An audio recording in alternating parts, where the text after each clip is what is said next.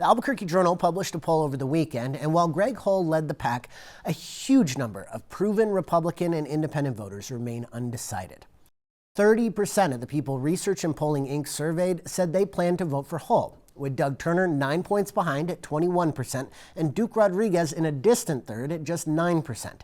If you do the math, that means a whopping 40% haven't made up their minds.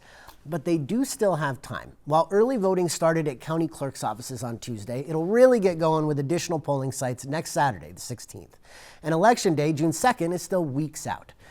Research and Polling President Brian Sanderoff told the Journal that voters are still familiarizing themselves with the candidates, likely because none have held statewide office.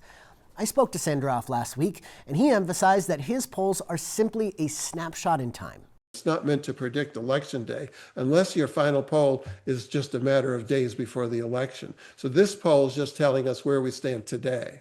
We discussed how his team decided on how many independents to include, since this election is the first time they're able to participate in one of the primaries without registering with that party.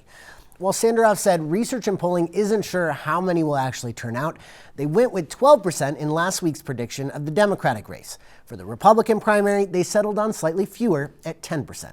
The secret to our approach was that we called the independents and then we asked them if they were very likely to vote which primary they're going to participate in. Do they want a Democratic ballot or a Republican ballot? So what we learned was there were more people interested in the Democratic ballot than the Republican ballot. Hull had a double-digit lead over his competitors among men. And while he also polled better among women, his lead over Doug Turner shrunk to just 4%. And there were places where Turner was actually ahead, namely southwestern and eastern New Mexico, though those regions also had the highest number of undecideds. Hull had the widest margin of support in the Albuquerque metro and in north-central parts of the state. Sanderoff told the Journal that's likely a result of Hull serving as mayor of nearby Rio Rancho for more than a decade. The North Central also went harder for Duke Rodriguez than anywhere else, as the only region where he polled in the double digits at 13%.